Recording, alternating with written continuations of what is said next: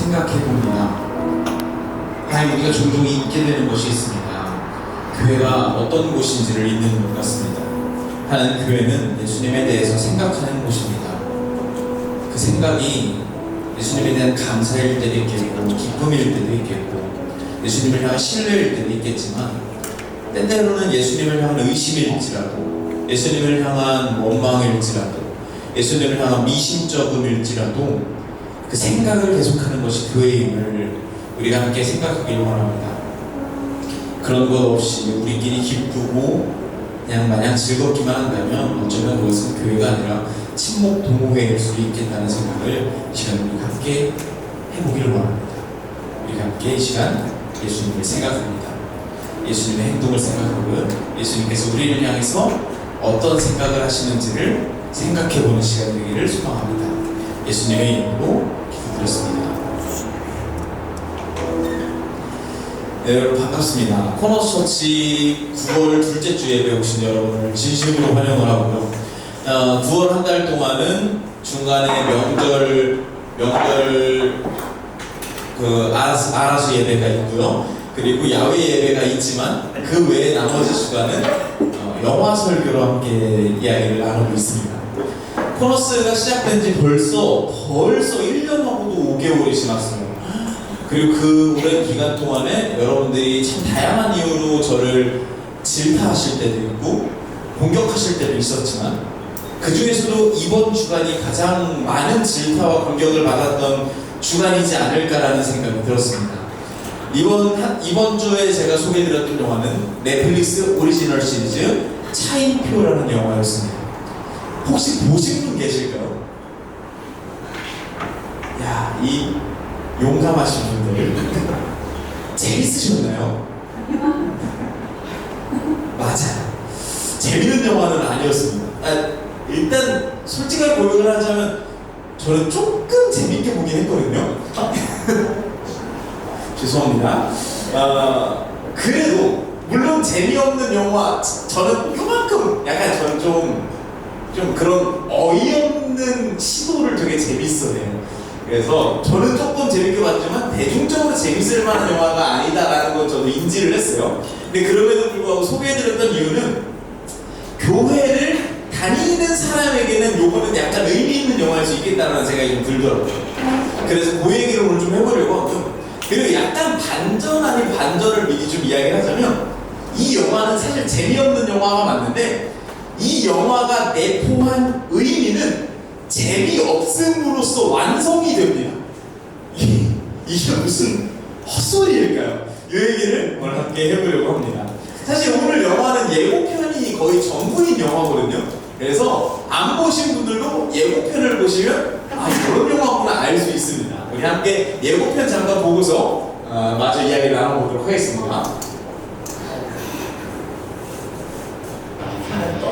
형제의 인식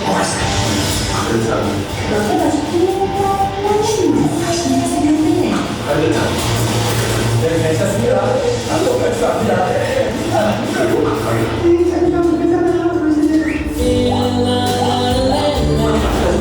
매 순간 정신 똑바로 차리고 있습니다. 그만 나게.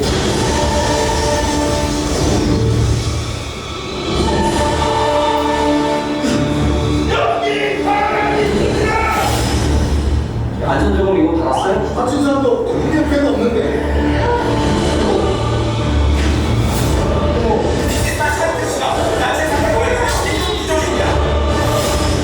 나 기다릴 때까 메디신 한번 알아보지 않을까? 지금 그 애는 꿀꺽 먹고 들어가신 건데 뭐. 거기서 뭐 하는 거야? 당장 안 나와? 너무 괜찮아.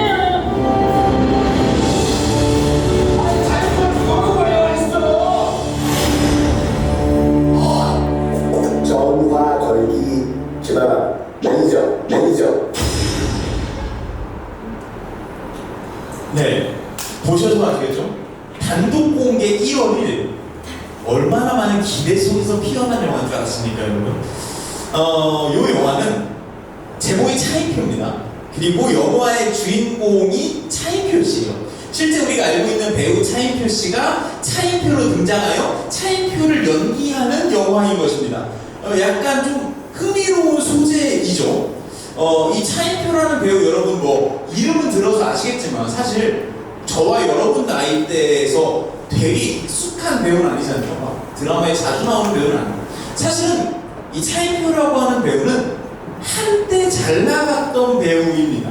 영화에서도 나오지만 리리라 리리라 요 사실 우리는 잘 몰라요. 좀 더 옛날 드라마죠. 그래서 그 옛날 드라마에서 유행했던 그런 약간 그런 음악과 제스처입니다. 그리고 뭐 우리가 알만한 게 뭐가 있을까 생각해보면 그 분노의 칫솔을 지을 줄 알았어요. 하는 그 분노의 칫솔을 지을 자리 사실 이 차인표 씨가 주인공인 건데 우리가 아는 것도 이 정도가 다잖아요. 실제로도 이 정도가 다인 배우예요. 한때 예전에 그렇게 되게 잘 나갔었는데 지금은 그렇게 알려져 있지 않은 그 몇 번의 한두 개의 히트작 외에는 그 이후에 딱히 히트작이 없는 배우가 차인표라는 이 배우입니다.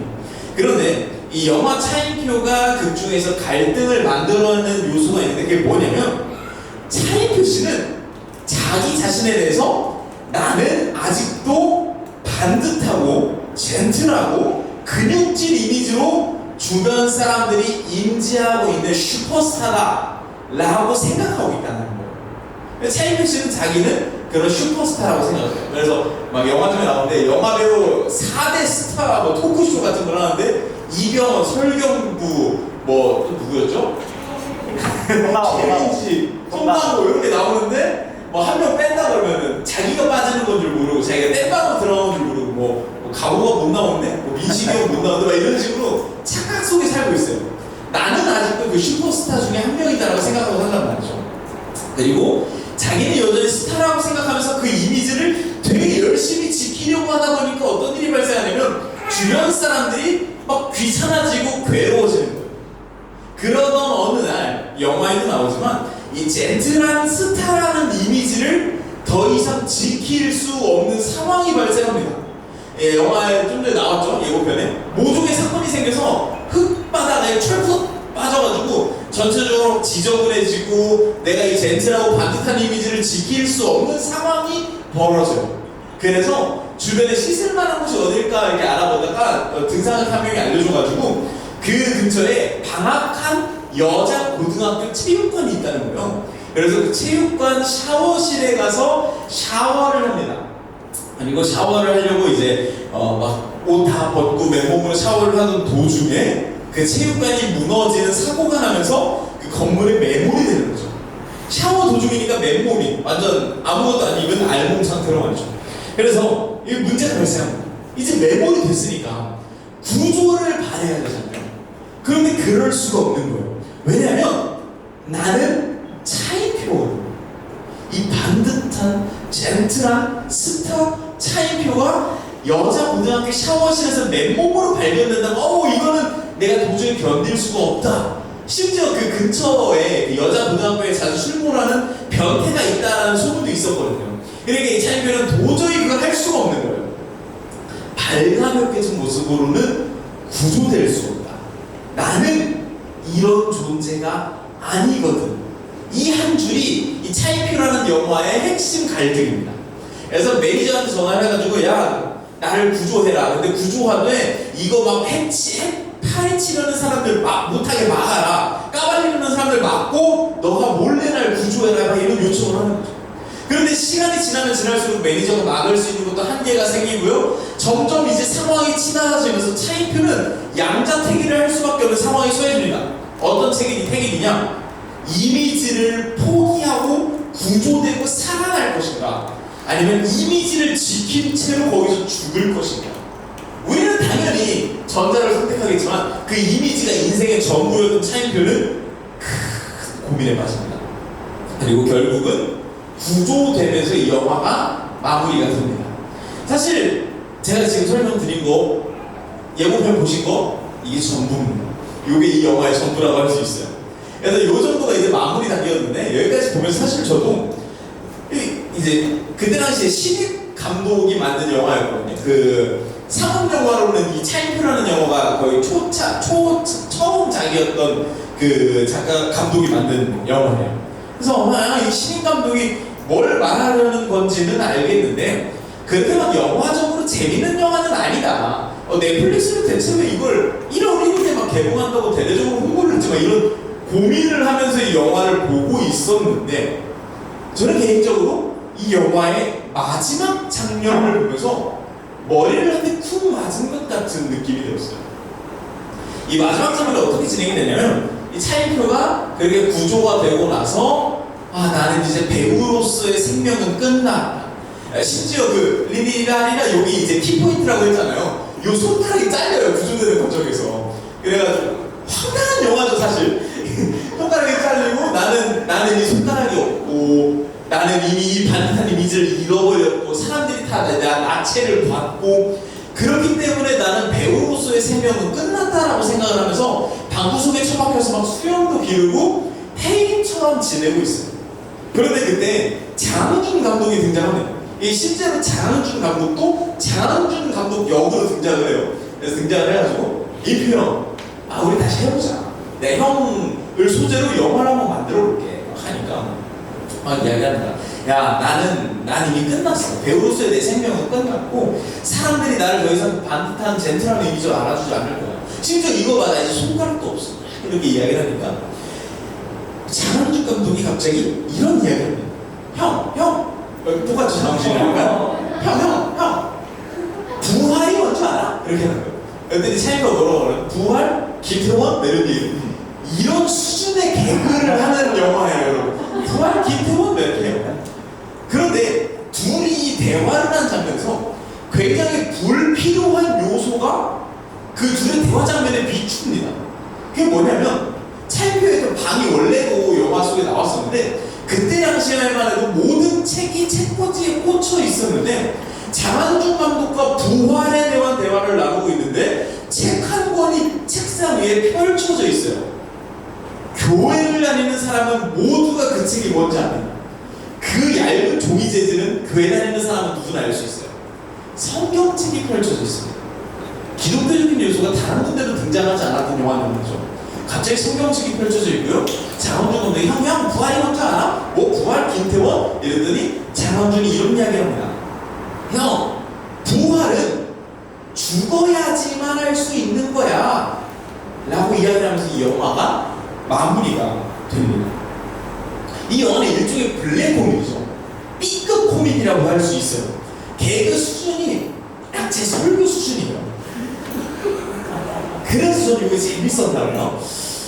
그런데 제가 이 장면을 보고서 확실하게 알게 된 게 있었어요. 확실하게 알려고 또 조사를 해봤어요. 이 영화의 극본을 쓰는데 배우 차인표 씨가 굉장히 적극적으로 개입을 했더라고요. 그리고 배우 차인표 씨는 여러분도 잘 아시다시피 독실한 크리스천입니다. 근데 단순히 독실하기만 하지 않고 한국 교회의 여러 가지 문제점에 대해서 자주 지적하시고 여러 선교 활동을 하시면서 한국 교회도 이런 식의 행동도 해야 된다라고 자주 이야기를 하시는 분이었고요. 그 차인표 씨가 이 블랙 코미디, B급 코미디 차인표라는 영화를 통해서 이 영화 감독과 함께 말하고자 했던 그 타겟 중에 분명히 기독교가 있구나 라는 생각을 저는 해보게 되었어요. 이제 요거까지 의도하신 건지는 모르겠는데 이 배우 차인표 씨가 땅속에 묻혔다가 다시 나온다고 했잖아요. 구조된다고 했잖아요. 그 땅속에 묻혔던 시간이 총 3일이에요. 3일 만에 그 땅에서 나옵니다. 어쩌면 이 독실한 크리스찬 차인표 씨가 이 영화를 통해서 말하고 싶었던 게 있었던 것은 아닐까. 그리고 그것은 어쩌면 오늘날 한국 교회의 현 주소에 대해서 다소 고발성 이야기를 하고 싶었던 것은 아닐까라는 생각을 좀 해보게 되었어요. 미리 한 가지 이야기를 드리자면 오늘의 설교는 다소 비판적인 이야기를 할 예정입니다. 그런데 이 비판적인 이야기를 할 때 저와 여러분이 명심했으면 하는 것이 있는데 그게 뭐냐면 이 모든 비판의 첫 번째 대상은 나여야 합니다. 막 듣다 보면은 누가 떠오를 거예요. 걔네, 그 단체, 그 교회 떠오를 수 있는데 최선을 다해서 설교를 듣는 것만 지워주세요. 나를 최우선의 비판의 대상으로 삼고 반성의 도구로 삼는 것이 설교를 듣는 좋은 태도라고 생각을 합니다. 이걸 전제를 해놓고 이야기를 해보자면 이 영화의 갈등 포인트가 뭐라고 했죠? 나는 숱하고 젠틀하고 강인하고 반듯한 이미지를 가지고 있다고 생각하는데 그걸 바라보는 대중들은 사람들은 전혀 그렇게 생각하지 않는다는 겁니다. 지금 차인표는 살아야 됩니다. 땅속에 갇혀서 구조되어야 되고요. 살아나야 하는데요. 이 살아나는 거랑 뭐를 비교하고 있나요? 내가 가지고 있던 내 이미지, 내 자존심, 내 것, 나의 고고하고 고귀한 그걸 내려놓을 수가 없어. 그 두 가지가 갈등하고 있는 게 이 영화의 주된 갈등 요소란 말이죠. 저는 개인적으로 오늘날 한국 사회에서 기독교라고 하는 집단은 이미 거의 도태되었다고 할 수 있을 정도로 이미지가 좋지 않다고 생각합니다. 혹시 저와 여러분 중에서 나는 그렇게까지 생각하진 않는데요, 나는 그렇게까지 교회 욕을 들어보진 않은 것 같아요 라고 생각하시는 분 계신가요? 그럼 죄송하지만요, 여러분이 이미 너무 그냥 소위 말해서 예수쟁이라고 하는 이미지를 너무 가지고 있기 때문에 여러분에게 말하는 걸 조심스러워하고 있는 것일지도 모른다는 생각이 듭니다. 혹은 그 예수쟁이들끼리만 놀고 있을지도 모르겠다는 생각이 들어요. 우리는 모두 다 여러 가지 정체성이 있죠. 그런데 우리가 가지고 있는 정체성 중에서 교회를 열심히 다니고 나는 예수쟁이입니다 라고 이야기하는 그 정체성만 가지고 있는 사람들도 혹시 여기 있을지도 몰라요. 근데 저는 아니에요. 저는 일반 사회에서 돈을 주고 사진을 찍어주는 일을 하고 있는 사장이고요. 그러다 보니까 거기에서 만나는 수많은 사람들은 저를 기독교인이 아니라 사진작가 이교육으로 바라봅니다. 그러면 기독교를 굉장히 날 것으로 바라볼 때가 종종 있어요. 당장 어제 있었던, 사실 설교를 준비하면서 이런 일이 있을 때마다 되게 신나요. 어제 이런 일이 생긴 거면 하나님께서 막 주신 일 같아요. 어제 어떤 일이 있었냐면, 어제 제가 촬영해야 되는 신랑 신부님은 크리스찬이 아니었어요. 그 신랑 신부님의 전 타임이, 저는 미리 가서 막 그런 분위기를 보니까 그 전 타임 신랑 신부님 중에 신랑님이 전도사시더라고요. 그래서 청주에 있는 모 교회 전도사님이셨고, 그러니까 이제 신랑 성함이 써있잖아요, 거기에. 그 로비에. 인스타그램에 검색해보니까 막 아는 사람도 있을 정도로 열심히 사역을 하시는 분이시더라고요. 축가 연습을 막 합니다. 주님의 사랑이 가정에 막 그 부서 꼬맹이들이 와서 축가를 막 불러요. 막 전도사님 어쩌고 저쩌고 막 불러요. 제 안에 가장 먼저 드는 생각이 뭔지 아세요? 이 예수 타임 오버 되겠는데 요 생각이 들어요. 목사님이 주례를 합니다. 아니나 다를까 5분, 7분으로 정해져 있는 그 주례 시간은 15분, 20분을 넘어가고요. 그 직원들은 발을 동동 구릅니다. 그럼 저는 그냥 다음 예식 사진작가예요. 그 사람들에게 와서 막 얘기하는 거예요. 작가님 어떡해요, 또 기독교 예식이에요, 어쩜 매번 저래요. 다 다음 타임 이제 저한테 이제 그 다음 신부님한테 잘 우쭈쭈 해달라고 얘기하는 거예요. 그걸 듣고 있는, 속으로는 기독교인 정체성인 제가 겉으로 나와 있는 사진작가라는 정체성을 가지고 그 얘기를 듣고 있을 때, 기독교라는 곳은 어떤 이미지를 보여주고 있을까? 자기네들은 자기 이미지를 어떻게 생각하고 있을까라는 고민들이 제 안에서 막 드는 거죠. 살벌하게 교육을 잔뜩 듣고 왔고요. 아니나 다를까 예식은 늦어졌고요. 우리 신부님이 아주 호쾌하신 분이셨는데 욕을 신랄하게 하시더라고요. 그래서 달래드리고, 신부님 제가 빠르게 잘 찍어볼게요, 달래드리고 일을 하고 왔었습니다. 기독교라는 종교는요, 예수, 제가 몇 번 이제 복음에 대해서 이야기를 드렸었지만, 예수 그리스도가 부활했다라는 것을 믿는 종교란 말이죠.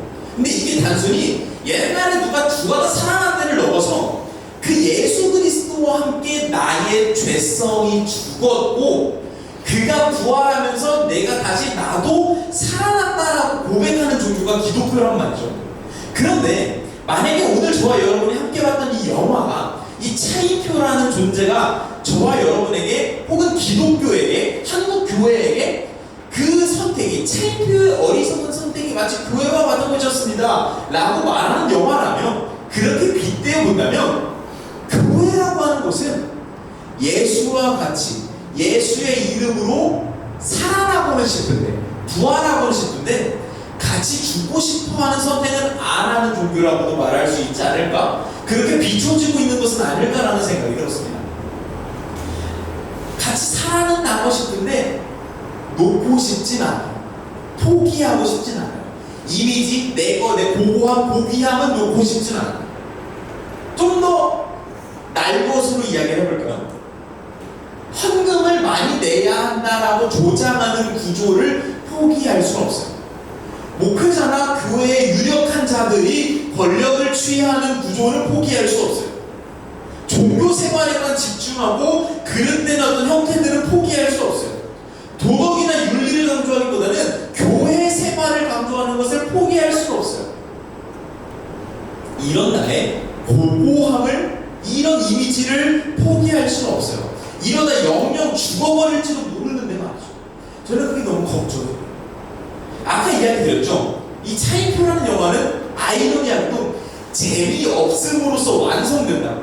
그게 무슨 말이냐면, 보시면 개그 스타일도 되게 옛날 개그 스타일이거든요. 막 예를 들면은 막 차인표와 매니저가 대화하는데 막 매니저가 기분이 나빴어요. 그러면 막 에휴 개새끼 이렇게 하면 차인표가 뭐? 아니면 아유 좀 개요. 뭐 이런 개그, 완전 옛날 개그본 개그 있죠.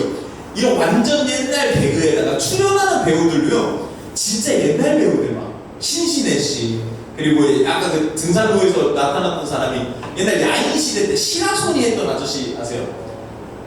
잘 모르죠? 그런 막 옛날 아저씨, 뭐 박영규 씨, 막 완전 옛날 배우들. 연출 방식도 굉장히 올드하고 라리리라, 이거 누가 알아요? 아무도 모르는 옛날 개그, 옛날 배우, 옛날 연출로서 오늘날 오픈함으로써 아무도 모르는 옛날 세상 속에, 자기만 아는 세상 속에 빠져 있어요. 이 영화 자체가요. 그래서 이 영화가 재미없는 영화가 됨으로써 이 영화가 말하는 자기만의 세상 속에 빠져 있는 것이 어떤 존재인지를 역설적으로 더 드러내고 있다고 생각을 합니다. 이 영화의 메시지가 재미없음으로써 완성됩니다. 여러분, 코너스는 어떤 거예요? 코너스는 좀 다른 교회예요. 코너스는 뭔가 더 다르고 더 멋진 고귀한 교회라고 제가 지금 역으로 선전하고 있는 걸까요? 그렇지도 않은 것 같아요. 좀 전에 말씀드렸죠? 교회가 좀 더 교회다워지려면 그 쥐고 있던 거 내려놓고 포기할 줄도 알아야 한다. 코너스는 무엇을 포기하고 있나요? 이웃들을 위해서 무엇을 포기하고 있나요? 이웃들을 위해서 무엇을 내어주고 있나요? 막상 그렇게 생각해 봤을 때 많은 주둥이는 많이 이야기하고 있어요, 제가. 그런데 제 삶만 봐도 별로 그렇지는 않은 것 같아요. 저와 여러분이 그런 걸 많이 고백해요. 그러나 우리의 삶이 그런지는 잘 모르겠다는 말이죠. 예수께서 나에게 맡기신 이웃 사랑이라는 명령을 지키기 위해서 저와 여러분은 무엇을 포기하고 있는가? 이것에서 번뜩 떠오르지 않는다면 우리 코너스도 방금까지 제가 얘기했던 것과 별반 다르지 않다. 눈에 드러나는 것이 없으니 오히려 교만해질 건덕지만 넘쳐난다라고 저는 생각을 합니다. 수년 전에 어떤 목사님이 어떤 그림을 그렸는데 이런 내용이었어요. 만화를 그렸는데 이런 내용이었어요. 한 유명 가수가 어떤 리포터랑 인터뷰를 합니다. 그러면서 막 이런 이야기를 해요. 어쩌나 뭐 그런 일이 있었나, 어쩌나 이제 유명 가수가 됐나요? 왜 이런 얘기 하니까 인디밴드 이런 얘기 하는 거예요. 저는 완전 인디밴드 가수였고 아무도 몰랐는데 한 30-40명 정도 되는 찐팬들이 있었어요. 그런데 그 찐팬들이 저희 음악을 너무 좋아해 주어서 막 갑자기 어느 날 그 사람들이 이런 이야기를 하는 거예요. 가수님, 저희가 가수님이 뜨지 못하는 게 너무 안타까워서요, 팬클럽을 저희 30명이 각자 만들어 보기로 했어요. 그래서 팬클럽 30개를 만들어 볼게요. 그래서 우리 가수님 노래를 열심히 홍보해 보겠습니다. 그래서 그게 기반이 되어서 덕분에 팬이 되게 많아진 가수의 이야기였어요. 그래서 그 30개의 팬클럽이 각자 열심히 팬을 모집한 거죠. 그래서 팬이 많아진 거예요. 어느 날 이 가수가 너무 궁금해서 그 팬클럽 정모에 몰래 잠입을 한 거예요. 그때 보여지는 모습이 이런 거였어요.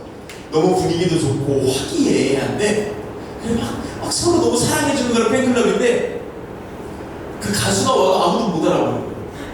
그래서 가수가 저 사실 누구누구입니다. 지난주에 드라마 나오셨었나요? 연기 잘하셨던 것 같은데. 아니요, 저는 가수인데요. 아 그랬었나? 막 이런 분위기가 이어져요. 가서 물어보면 여기 팬클럽 어때요? 아 우리 팬클럽 최고예요. 얼마나 정모도 잘하고요. 얼마나 모이면은 화목하고요. 특히 우리 팬클럽 회장님이 최고예요. 우리랑 너무 잘 놀아주시고요. 가끔 요리도 해주시고 참 겸손하시고 잘 챙겨주시고 그런 회장님이 없어요. 라고 이야기를 하면서 이 만화가 마무리가 되고요. 그 만화의 제목은 이런 거였어요. 비운의 스타 예수 그리스도, 스타를 모르는 팬클럽이라고 하는 만화였어요. 결국 그 목사님이 만화를 읽으면서 무슨 이야기를 하고 싶었던 거죠? 그 팬클럽은 곧 교회를 의미하겠죠. 그리고 그 교회가 뭐가 중요한지는 잃어버리고 어떤 예수 그리스도에 대한 생각보다는 예수 그리스도가 우리에게 바라는 것이 무엇인지에 대한 고민보다는 이 안에서 우리가 어떻게 더 행복할까, 화목할까에만 집중하고 있다는 이야기를 하는 것 같았습니다. 기독교인들도 알아요. 기독교인들도 댓글 같은 거 보면은 막 그런 짤 많아요. 기독교인이 또 죄를 저지르고 또 못난 짓을 하면 거기에 가장 먼저 달리는 베스트 댓글이 뭔지 아세요? 예수님이 그 명화 같은 데서 담배 한 대 피우시면서 난 그렇게 가르친 적 없다 막 이런 짤들 엄청 돌아다니잖아요. 기독교인이 아닌 사람들도 알아요. 저 교회라고 모인 사람들이 얼마나 예수님과 다르게 살고 있는지를 알고 있는 거예요. 저는 얼마 전에 요 뉴스를 보면서 굉장히 마음이 부러웠던 뉴스가 하나 있었는데 그게 뭐였냐면 임영웅 씨 팬클럽에 대한 뉴스였어요. 어떤 일이 있었냐면 임영웅 씨가 어느 축구 경기에 가서 시축을 하는 행사가 있었거든요. 그러니까 우리 임영웅 씨를 사랑하는 영웅시대 누님들이 총집결을 하는 거죠. 달려가자! 우리 영웅이 오빠 시축한다! 달려가. 근데 그 소식을 들은 축구 팬들이 굉장히 걱정을 많이 했어요.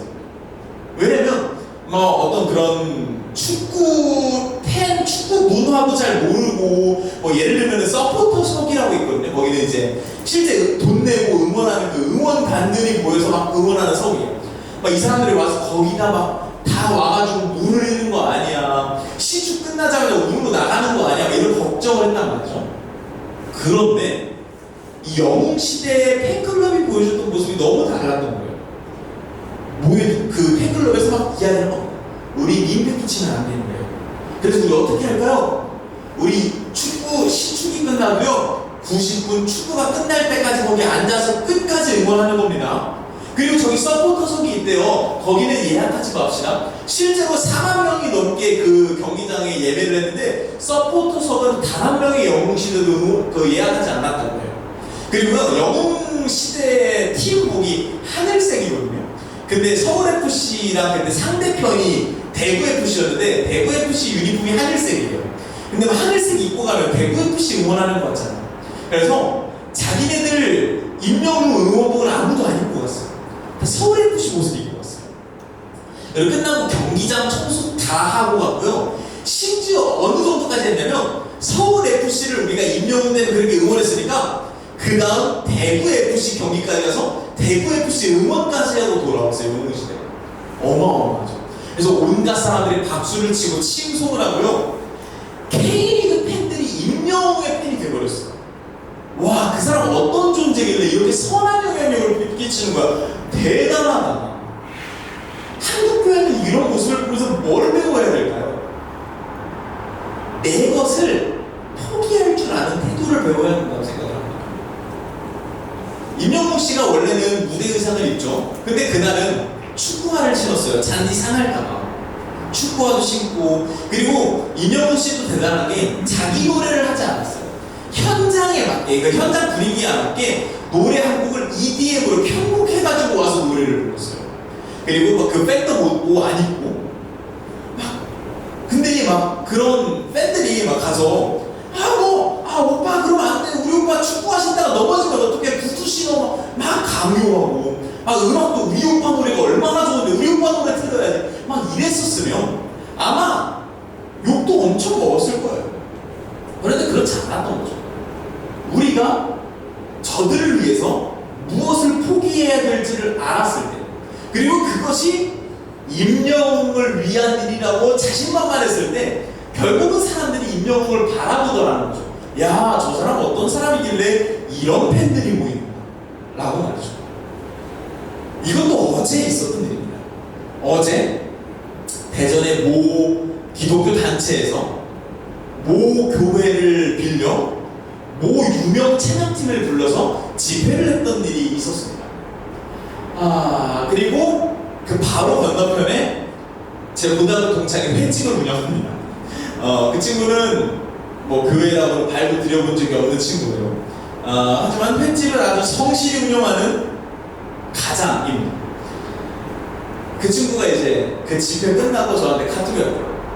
욕하면서 야 씨 저는 진짜 장난으로 막 이전도사 이렇게 부르거든요. 야 이전도사 기독교 다 죽이고 싶어 막 이렇게 온 거예요. 그래서 왜? 뭔 일인데? 그 집회에 간다고 차량 3대가 횟집 문 앞을 가로막고 간 겁니다. 열받는 게 뭔지 알아요? 다 번호를 뒤집어 놓은 것 같아요. 저는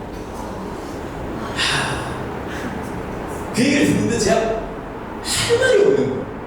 야 거기 뭐 했다며 뭐 가수 불렀다며 야 이게 뭐 말이냐? 막 하면서 막 내가 저녁 줘서 망쳤어. 토요일 저녁이잖아요. 저녁 줘서 망쳤어 덕분에 막 이런 이야기를 하는데 할 말이 없는 거죠. 물론 개인의 문제예요. 그 집회의 문제 아니고 찬양팀의 문제 아니고 교회의 문제도 아니에요. 개인의 양심의 문제였을 거예요.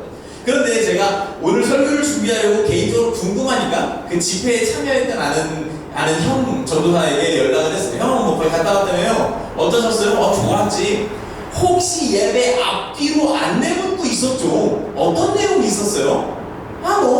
앞쪽부터 앉아주세요. 뭐 핸드폰 뭐 진동으로 바꿔주세요. 그런 얘기 있었지. 뭐 주차 질서에 대한 이야기는 없었죠? 그런 건 없었는데 거기까지 생각 못할 수도 있지만 저는 개인적으로 다소 아쉬웠습니다. 교회를 바라보는 세상의 눈빛이 어땠을까를 생각하지는 못하고 나는 여전히 멋져. 이 찬양팀 대단해. 어마어마한 우리 집회야. 나 차인표야. 나 라리리라리. 뭐가 다른가라는 고민이 좀 들더라고요. 임영웅 씨 팬클럽을 보면서 굉장히 많은 고민을 해보게 되었습니다.